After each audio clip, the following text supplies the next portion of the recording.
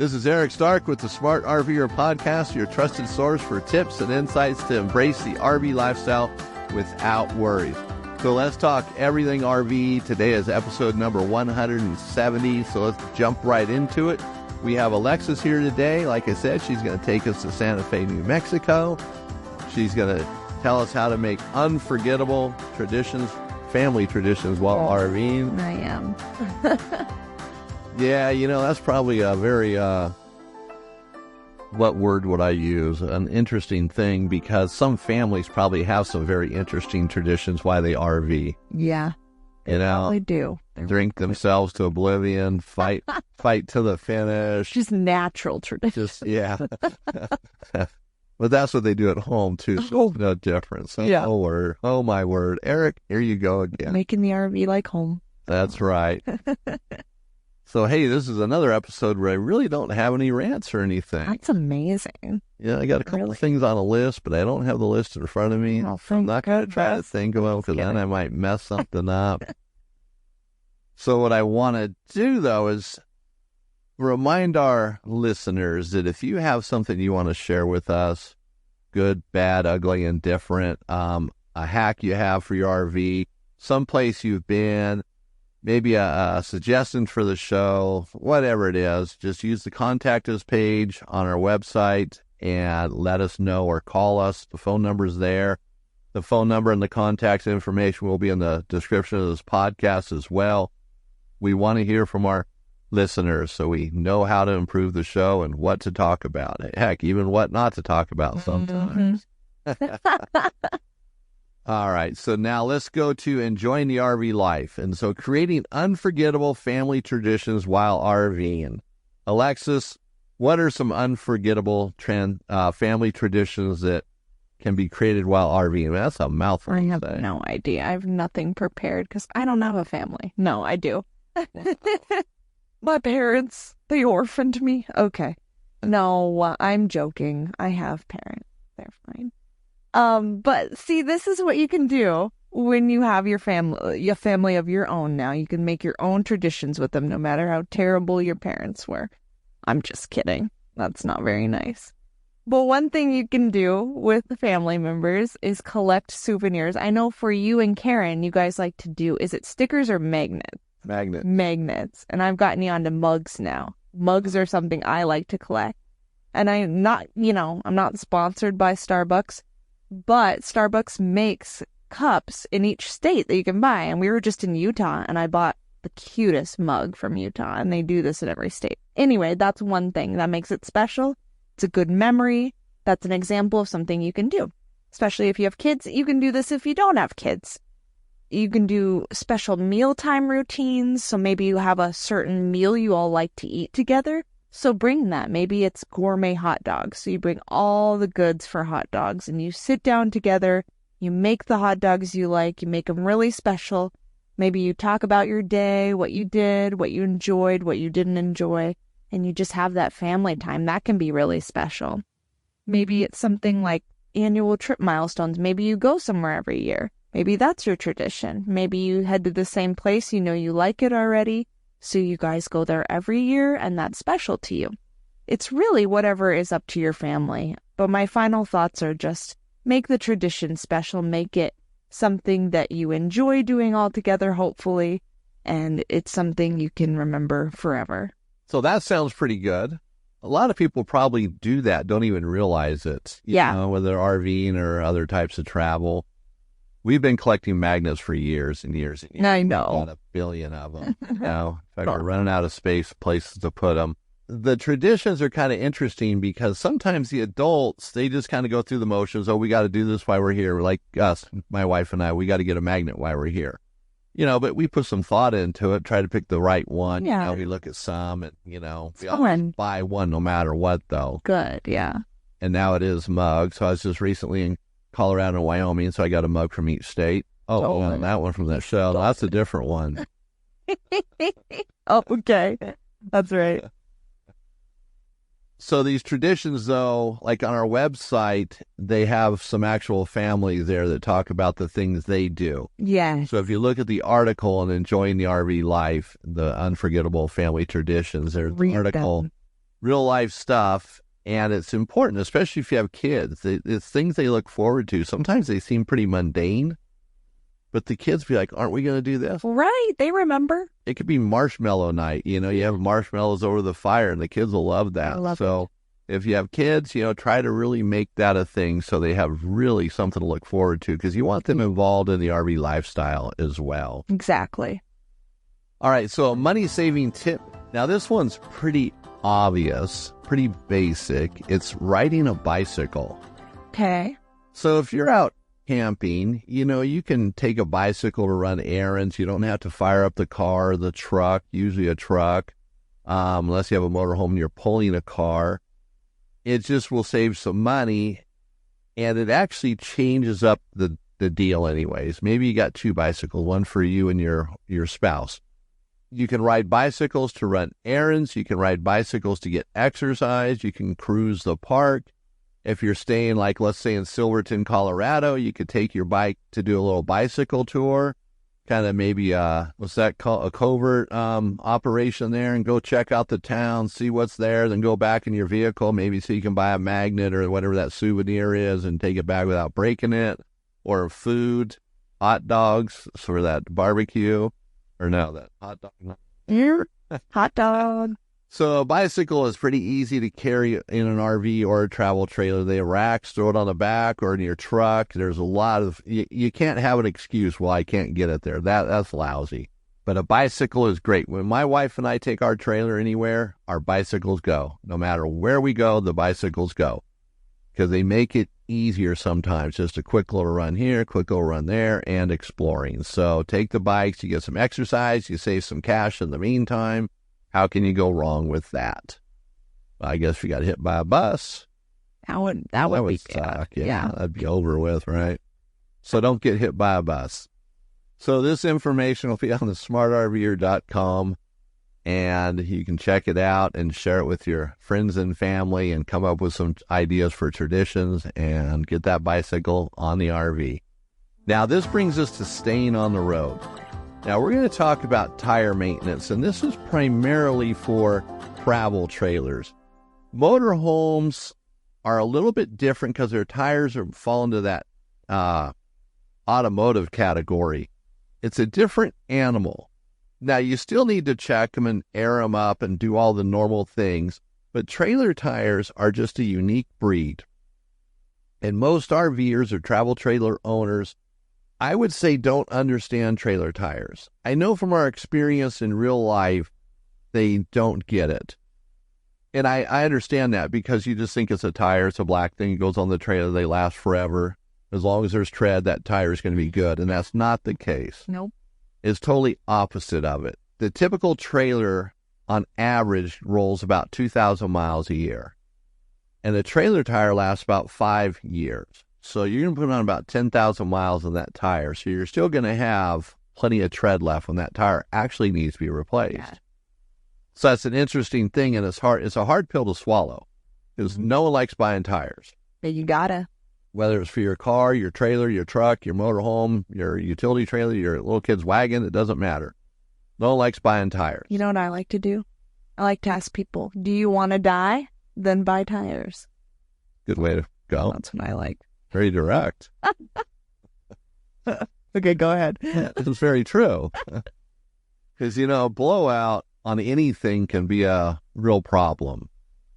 And on a trailer, a blowout in itself, the tire, let's say it's a $250 tire. Okay, who cares? The tire blows out, you put a new one on. Mm-hmm. But it's when that tread comes off and it starts hitting the underneath of the trailer, it could ruin the plumbing system. It could actually tear into a furnace or a refrigerator, tear up cabinetry. So it can cost hundreds or thousands more additional dollars in damage. And, we have recommended the tire defender in the past. So that's that steel fender that goes in there. It mounts to the axles. They work great. They do. But it has to work on your RV. So you can go to RV Defender. We'll have a link in the description as well. And you can see it and you can talk to them if one will work on your RV or a set of them. And they're a little pricey, but they're definitely worth it because one blowout is going to save you the money where to pay for those things. Definitely a cool product. But back to trailer tires. So I would say to start properly with your trailer tires is to keep them inflated. If you don't keep them at the proper pressure, it's going to ruin the tires. And they're not like car tires where you can fake this or keep them at the lowest tire pressure. Like some cars, car owners like myself, I put air in the tires close to what the manufacturer recommends, but not always what the manufacturer recommends. Like I might put more air in the front tires on one of our cars because it'll get better mileage. Tires might wear out a little bit quicker, but if you rotate it, they wear out equally, so it's not so bad. Whereas, like, let's say you bought a brand new Dodge truck and they recommend putting 80 pounds of pressure in the tires. That thing's going to ride like a brick down the road. You're going to feel every bump. You run over an ant, you're going to feel it, So you don't want that. So you're going to reduce the tire pressure, maybe to 60 or 55 or something. Some people I know in trucks, they put the tire pressure like 35. Oh, my gosh. Little too soft for me, but heck, So trailer tires are not that way. You're supposed to keep them at the maximum pressure. So if your tires say the maximum pressure is 80 psi, you put them at 80 psi. And the reason is trailers always have a load on them. Always. They never do not have a load. The trailer itself is the load. Remember, your trailer axles, if you have two, are right next to each other. Yeah. So the load is right there on two axles or on one axle if you have a single axle. So it always has a load. That's why you keep them at the maximum tire pressure. It's not just because. That's the reason why. And trailer tires are special in themselves because they have, in fact, they're called ST, special trailer. So they are special. I was right. Wow, man. Cute. What a day. So they're special because the sidewalls are stronger because trailer tires, when they go down the road and you make turns and stuff, those sidewalls are taking the brunt of everything. It's not the tread on the ground, it's the sidewall. In fact, if you're backing up a trailer or watching somebody back up a trailer, those tires will twist and turn. It looks like things are bending and breaking. Holy smoke, straighten it out. Something's wrong here. That's just what they go through because they're so close together, the two axles. It looks horrible, but that's what they're designed for. So you want to buy trailer tires, keep them properly inflated, and you want to keep them inflated all the time. You need to check them. I would check them once a month. I recommend taking your trailer out once a month and driving like 10 miles with it. I'm looking at Alexis because I know she doesn't do that with her trailer. Oh, wait, her husband's right over here. See, Did we do that? Yeah. He's laughing. Oops. If you don't travel very far either for your trips, maybe it's not as important. If you're going out of the area, then you want to do it. Yeah, absolutely. Now, maybe once a month you might think that's crazy because hooking it up and all that could be a hassle, but you definitely want to move them because where they sit on the ground as well, they get those flat spots in the tires. Yeah. And what that does is it breaks the cord that you can't see on the inside. So it starts breaking and that becomes a weak link. And that's where it can come apart. So having trailer tires properly inflated, using them, moving them down the road is very important. So it's not just tire pressure, it's everything else. But go back to tire pressure for a second. You want to check the tires, and this is all tires, when they're cold, not when they're hot. You want to check them when they're cold and air them up when they're cold. So if you've been driving for 4 hours, you let it sit for an hour, that's not cold. Technically, overnight would be cold. Okay. If you can. Now, if you're traveling, you got to check your tires. You just have to do it. You check them and you do what you need to do. But when they get hotter, the air pressure increases, which is okay. It's that cold pressure that's important, and that gives you that balanced starting point. That it might even change where you're at. If you're at home and the temperature's, let's say, 80 degrees, you go someplace else in the morning and the temperature is 50 degrees, that pressure will change. It'll drop. So you might have to adjust for that and keep that in mind. It doesn't mean you have a flat. Now, the other thing about trailer tires is it's the right size tire for the load of your trailer. So your tires have to match the weight of the trailer, or actually be a little stronger than the trailer. You want a little want them to have a higher weight rating than what your trailer is. And the trailer or tires, the weight rating is dependent upon the size of the tire. So that will be dependent on the size of the wheels that we'll put on your RV, and that'll be dependent on the hubs and the axles. So all that comes together, and we talked about in the last episode about weight ratings and capacities, how the axles have to be the right weight rating for the RV itself. So a lot of, I shouldn't say a lot, some RVs do not come with the proper axles on them. So if they don't have the proper axles, they won't have the proper tires as well. Now, like on my RV, the weight rating of the axles was just about the same weight rating as the trailer itself, empty. So that wasn't any good. So I upgraded the axles, put on heavier axles, and I put on bigger wheels at the same time so I could put on bigger tires. It had 14-inch wheels, and they just look stupid to begin with. Little tiny things, Looks like you have wheelbarrow tires on there. So also for the looks of it, I did it, but it is actually needed to be done. It needed to have heavier axles. So that was the leaf springs, axles, drums, everything. New wheels, new tires. So it can cost some money if you have to do that. So that might be something you check before you buy an RV. And sometimes you won't notice any problems. Maybe you never check, but you're blowing out tires all the time or breaking leaf springs. That can be because they're not matching the weight of the trailer. They're overloaded all the time. And when you're buying replacement tires, it's best to go back with the same tire size that came on the RV if it was matched properly to everything else. You can sometimes go bigger, taller, wider, depending on how your RV is configured. You don't want it to hit anything above or on the sides, so you have to measure and talk to a professional to help you with that.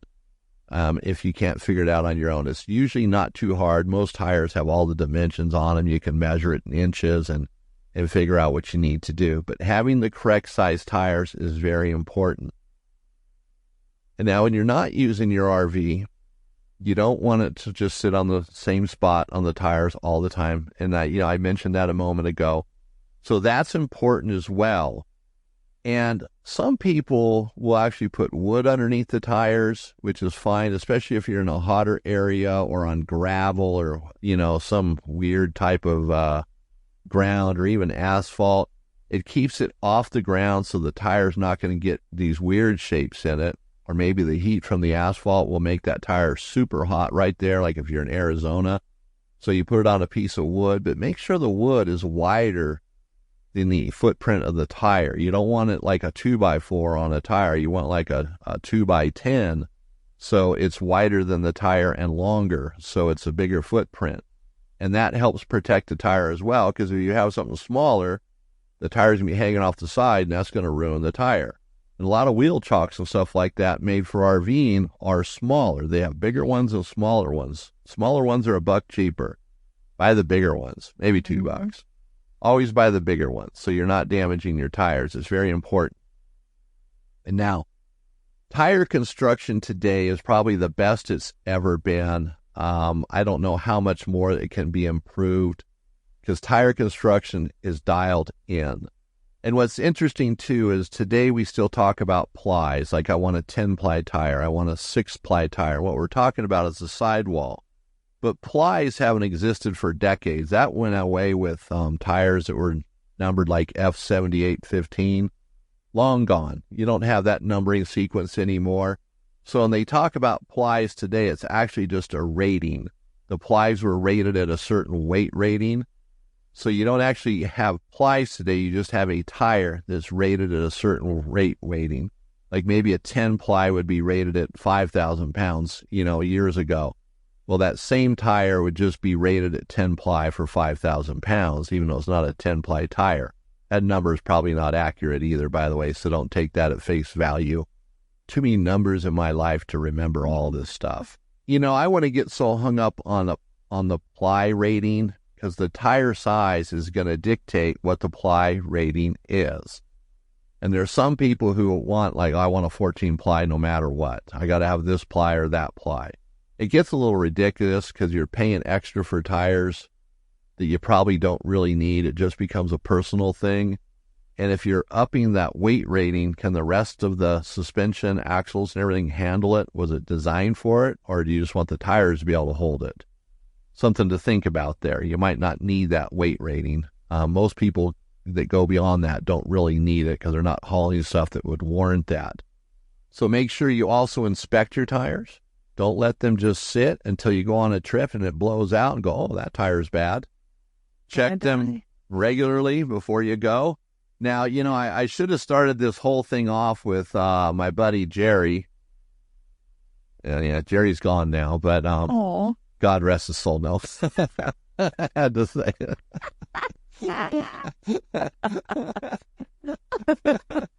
Don't laugh. Make me laugh now. Sorry. So Jerry was going on a trip one time, and or actually he was on the trip, and he calls me, hey, one of my tires blew out. Okay, yeah. I told you many times about trailer tires, how it works. And he never believed me. And it was, yeah, I know. I already said all that. So what should I do? Well, you got to get a tire, obviously. It's kind of like a dumb question. I don't know, Jerry. And I said, well, Jerry, actually it's 2 tires. You need to replace both of them on the axle. Yes. I said, I would get all 4. Honestly, because one blew, the others are going to go. And so he's like, no, I'm just going to get one. And I said, you know what? You're going to be buying another tire within 100, 200 miles. Is this how Jerry died? No. Oh, good. Okay. No, he's killed by a tire mechanic.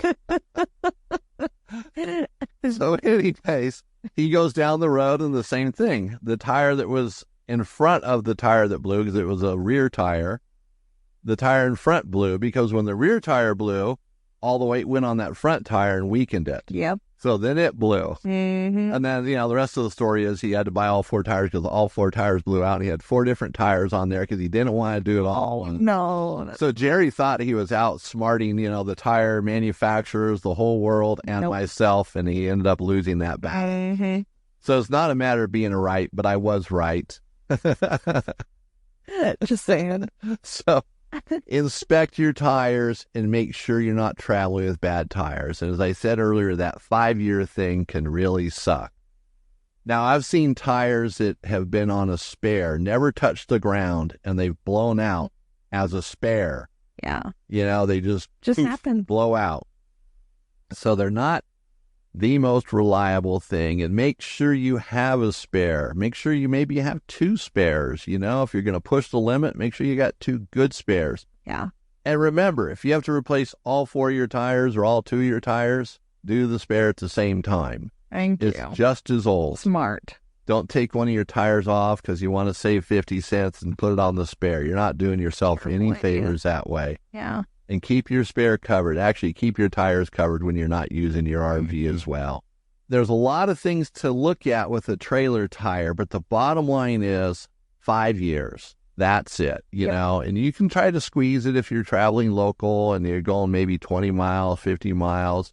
But if you drive distances 100 plus and you're out of the area, you don't want to be at the mercy of the tire shop if there's one nearby. You get a blowout, maybe you put your spare on, it's as bad as your other tires, and it blows out. Now you're driving to a trailer or a tire shop, leaving your trailer parked on the side of the road. Your family's scratching their head like, well, Dad, why are you so stupid? Yeah.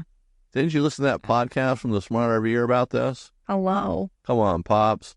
So do your family a favor, do yourself a favor, and make sure your tires are in good shape on your trailer. So that is all I have to say on that.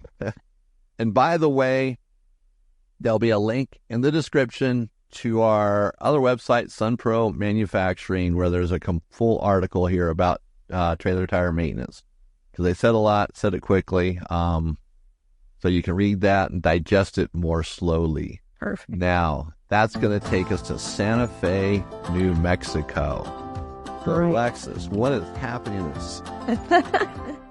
This is an exciting place to go. So we're going to go to Santa Fe, which is nestled in the foothills of the, I'm going to say this wrong, Sangre de Cristo Mountains.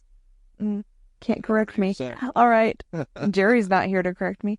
And is a vibrant destination known for its rich history, thriving art scene, and stunning natural beauty. And, fun fact, it's the oldest state capital in the U.S., and the city boasts a unique blend of Native American, Spanish, and Anglo cultures. So, here's some hot spots. The Santa Fe Plaza. The center of the city. Here we go, where you can shop till you drop. Lots of shops.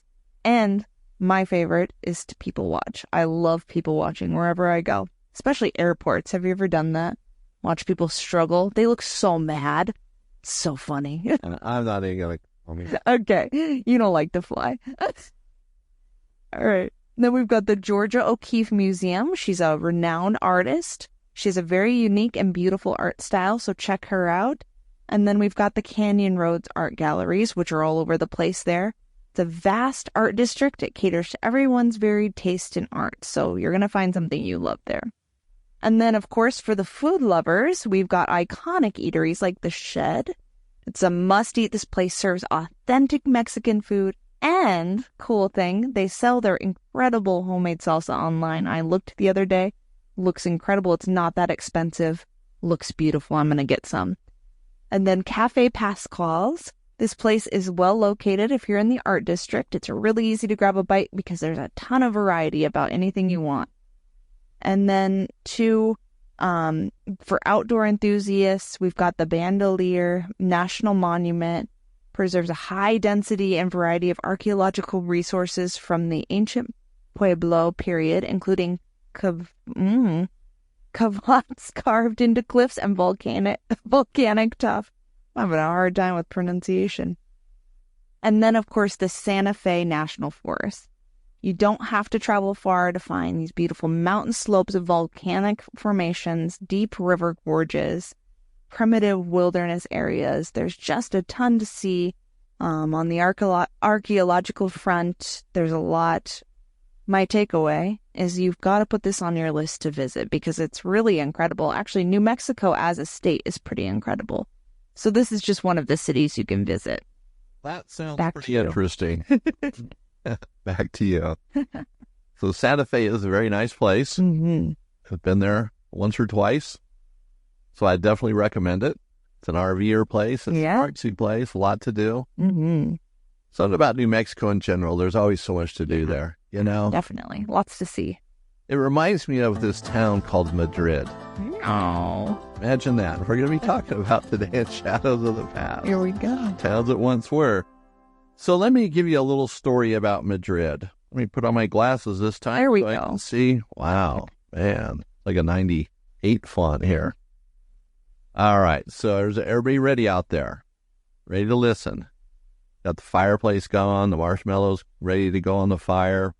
Nestled in the Ortiz Mountains along the scenic Turquoise Trail lies a gem of a town called Madrid, pronounced Madrid by locals. This enchanting place was a bustling coal mining town. Today it beckons travelers with its unique blend of history, art, and natural beauty.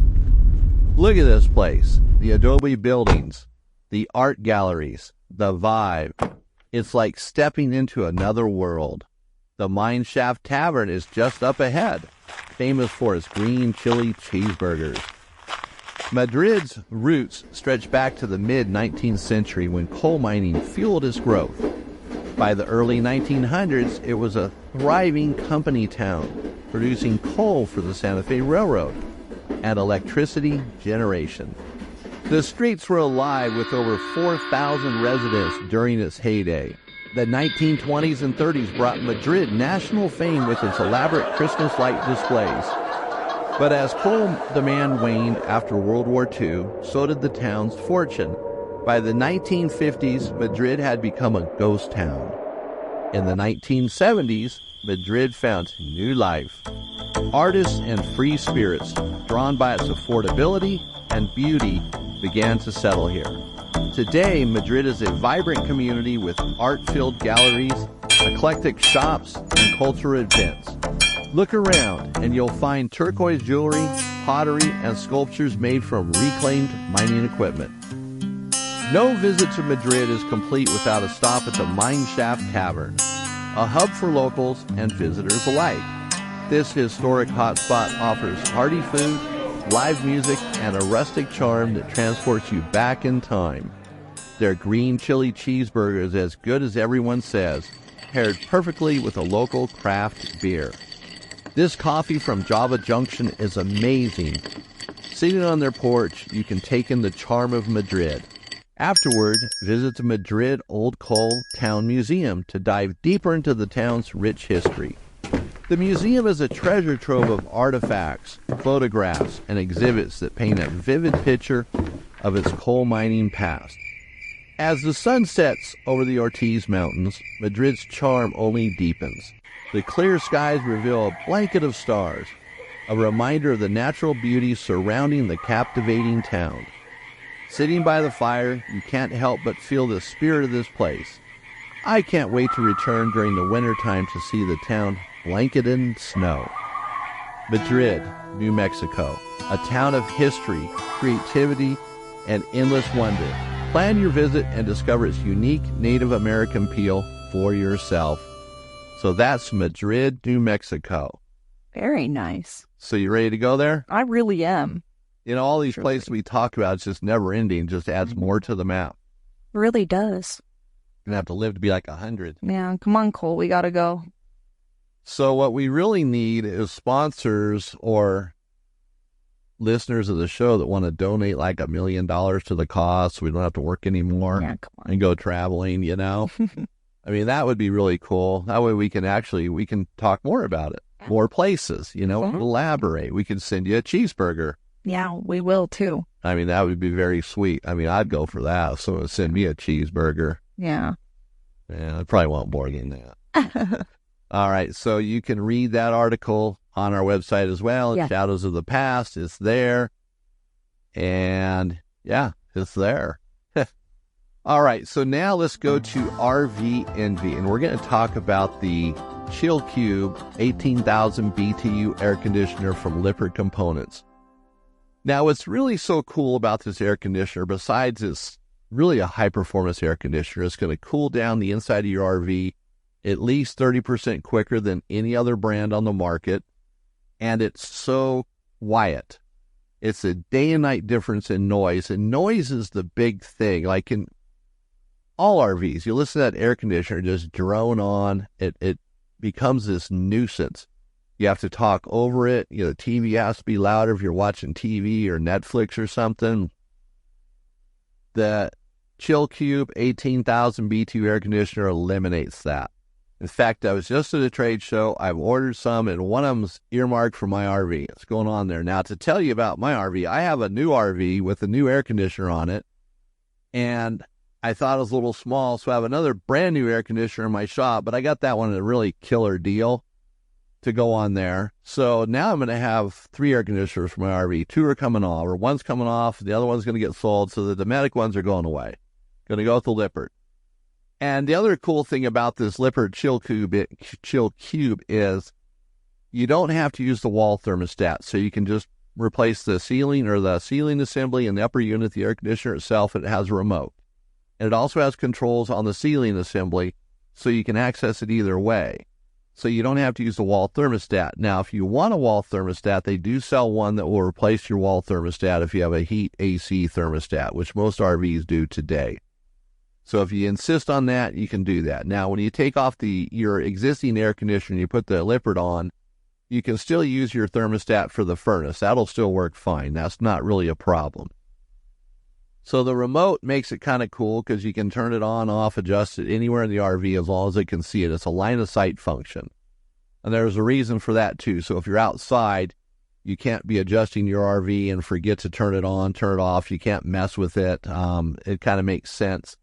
Then if you have 2 RVs, the same remote two air conditioners, the same remote will work on both of them, which is kind of nice. That is nice. Right. Or if your neighbor has one and they invite you in, you can turn it off. What's wrong with my air conditioner? You know? Yeah. So it's very cool. And price-wise, it's going to come in a little bit cheaper, the same price as like a 15,000 BTU air conditioner. Depends on where you buy it, time of day, all that good stuff, like always. It's definitely worth looking into if you're thinking about a new air conditioner or you're just sick and tired of the noise. And that's my thing. I'm sick and tired of the noise. But also, when it's hotter out and you go to someplace warmer, it's going to cool it down inside quicker. Like maybe you've been driving all day. You're in Arizona. You get there and it's like, oh, man, this is going to take forever to cool down. This thing will cool it down so much quicker. It's amazing. So you'll absolutely love it. This is one of those purchases that you won't go wrong with. So Alexis says. Yes, I do. I mean, find out this thing's the biggest piece of junk on the face of the earth. Nah, I'm just kidding. Lippert actually makes some good stuff. They make some bad stuff like everybody. A big company, the good, bad, ugly, the indifferent. All right, so that brings us to the end of RV Envy, and actually that brings us to the end of the show. So all this wonderful information is going to be on the Smart RVer website, and as always, recommend us to your family and friends so they continue to learn about RVs and how to maintain them and places to go and starting family traditions. So it's been an awesome show, and I want to thank everybody for stopping by today and listening or watching on YouTube. So this is Eric Stark with the Smart RVer podcast, your go-to guide for smarter RVing and unforgettable adventures on the open road.